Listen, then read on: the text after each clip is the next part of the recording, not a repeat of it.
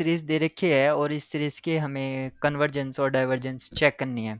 और यहाँ पर दे रखा है ये जो सीरीज है डाइवर्जेंट है, यानी कि हमें बताना है कि ये डाइवर्जेंट है तो ट्रू होगी, और वो डाइवर्जेंट नहीं है तो ये फॉल्स होगा। तो जो सीरीज है उसके लिए अगर हम nth टर्म माने तो जो हमारा un है वो है ये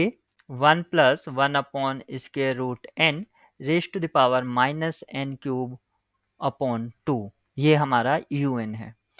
तो हम इसमें कंपैरिजन टेस्ट लगाएंगे, यानी कि जो ये सीरीज है ये कुछ इस तरह से है और n आपका जो रनिंग कर रहा है वो 1 से इन्फिनिटी है। अगर हम एक कंपैरिजन टेस्ट को रिकॉल करें, कंपैरिजन टेस्ट क्या है कि अगर ये un है और एक ये vn है, ये दो सीरीज हैं, तो अगर हमें ये पता है कि un और vn इस तरह से हैं कि ये सारे के सारे जो un है वो vn से लेस हैं, या after some values of n ये प्रॉपर्टी सेटिस्फाई करता है, और vn आपके अगर कन्वर्जेंट है, अगर vn आपकी कन्वर्जेंट है तो आपकी un भी कन्वर्जेंट होगी। तो हम ये कन्वर्जेंस के लिए चेक कर रहे हैं, तो हम ये देख लेते हैं। तो हमारे पास जो है 1 प्लस 1 अपॉन रूट एन, ये जो है ग्रेटर होगा 1 अपॉन रूट एन से, यानी कि यहाँ पर ये दोनों सेम है और इसमें 1 ऐड है लेफ्ट हैंड साइड में, तो ऑब्वियस सी बात है कि ये वाला ग्रेटर होगा जो लेफ्ट हैंड साइड में है। और अब हम इसका रेसिप्रोकल ले लेंगे। रेसिप्रोकल लेने पर क्या होगा, ये स्ट्रिक्ट रहेगा, स्ट्रिक्ट कंडीशन रहेगी क्योंकि 1 ऐड हो रहा है।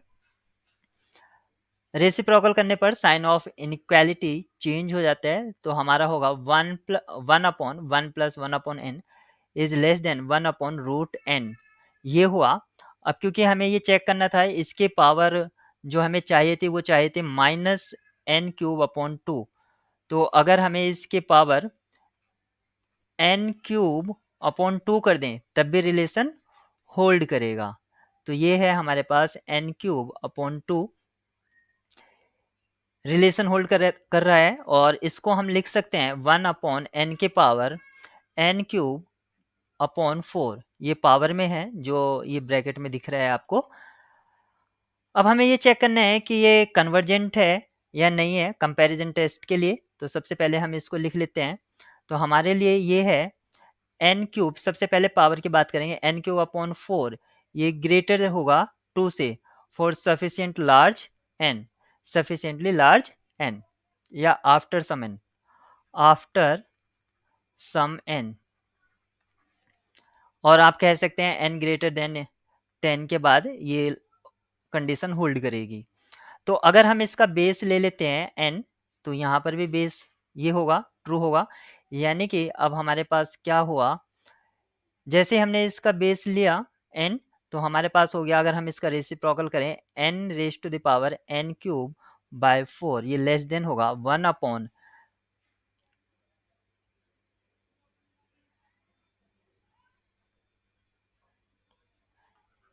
n स्क्वेयर से, और बाय पी सीरीज टेस्ट से हम क्या कह सकते हैं कि ये जो सीरीज है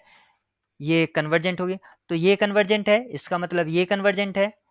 मतलब ये कन्वर्जेंट हुई, और अगर ये कन्वर्जेंट हुई तो कहने का मतलब है कि आपका